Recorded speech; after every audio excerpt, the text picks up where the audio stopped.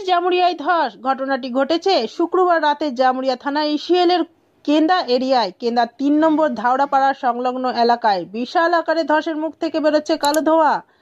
গতকাল রাত থেকে আতঙ্কে রয়েছে কেন্দা ৩ নম্বর ধাওড়াপাড়া সহ ওই এলাকার মানুষ। যেখানে ধস হয়েছে সেখান থেকে প্রায় ৩০ মিটারের মধ্যে রয়েছে ঘন বসতি। এই ঘটনার খবর পেয়ে ব্যাপক আতঙ্ক ছড়ায় মানুষের মধ্যে। খবর পেয়ে ঘটনাস্থলে ছুটে আসে ইসিএল এর সুরক্ষা বাহিনী। ইসিএল এর কয়লা উত্তোলন করার পর ওই অংশে ভরাট না করার ফলে বারবার এই ঘটনা ঘটছে।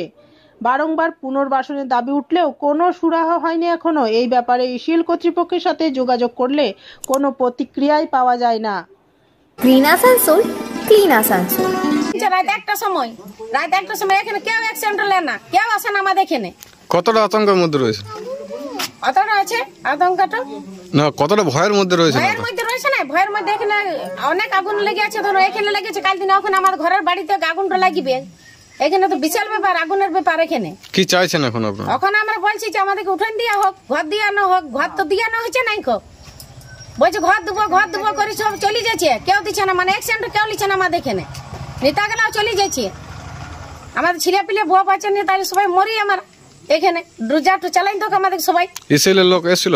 ইসিএল এর লোক আসছে, কাগজ দিয়ে না আছে, শুদ্ধ কাগজ আছে, তাও কিছু এখন।